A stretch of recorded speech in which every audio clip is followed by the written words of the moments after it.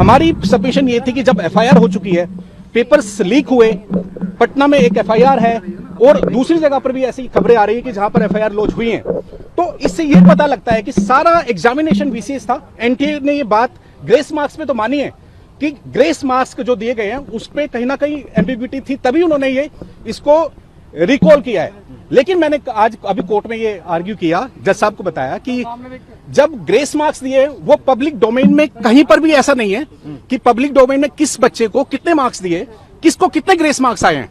तब कोर्ट की तरफ से अभी कोर्ट के अंदर जो एनटीए ने किया है, सिर्फ एनटीए की सबमिशन हैं और उन्होंने ही अपनी तरफ से कोर्ट में सबमिशन दिए हैं कि जिसको ग्रेस मार्क्स दिए हैं वो दोबारा एग्जाम में अपियर हो सकते हैं और 30 तारीख को रिजल्ट आएगा। लेकिन अभी कोर्ट की तरफ से कोई ऐसी डायरेक्शंस तो नहीं है। लेकिन मेरी सबमिशंस रिक्वेस्ट कोर्ट से ये थी कि जिस भी कैंडिडेट को, जिस भी बच्चे को ग्रेस मार्क्स दिए, ऐसा कुछ पब्लिक डोमेन में नहीं है। तो कोर्ट का यही ऑब्जर्वेशन था कि अभी आप एनटीए का रिप्लाई आना है, एनटीए के रिप्लाई आने के बाद में जो हमारी सबमिशंस हैं और इस केस को दोबारा से मेरिट्स पे जो 8 जुलाई को सुना जाएगा ये होगा।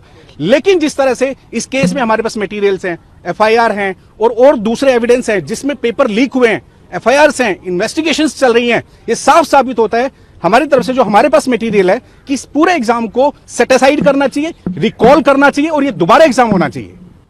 एक और मेजर पॉइंट यहाँ पे ये आता है कि हम सिर्फ, उन्होंने जैसे बोला कि 1563 स्टूडेंट्स का हम रीनीट करा देंगे, उनका रिजल्ट डिक्लेयर कर देंगे।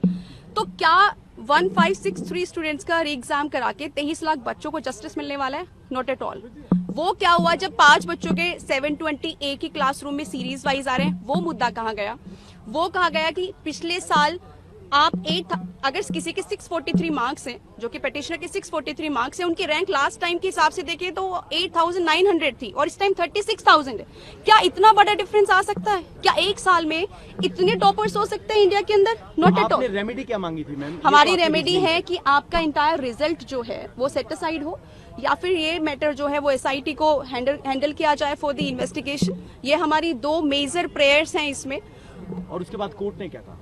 देखिए, कोर्ट में अभी यही है कि let the response come, because NTA का भी रिस्पॉन्स आना बाकी है इसमें, right? They have to file the counter, उसके बाद ही इसमें फाइनल डिसीजन होगा। तो अभी फाइनल आर्ग्यूमेंट के स्टेज पे तो नहीं है matter, but hope for the best, क्योंकि ये पूरे, मैं बोलूंगी कि 23 लाख बच्चे एक पूरा युवा का भविष्य है।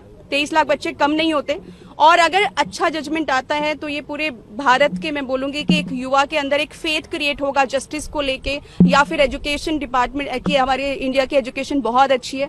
आज क्यों बाहर आउट ऑफ इंडिया जाते हैं लोग पढ़ाई करने? Because of such and such reason. ये 23 लाख बच्चे नहीं, 23 लाख फैमिली सफर कर रही हैं बिकॉज ऑफ एनटीए का जो ये बड़ा स्कैम हुआ है। So hope for the best. आप सब भी प्रे करें कि बच्चों को जस्टिस मिले, और बाकी we are fighting in the court.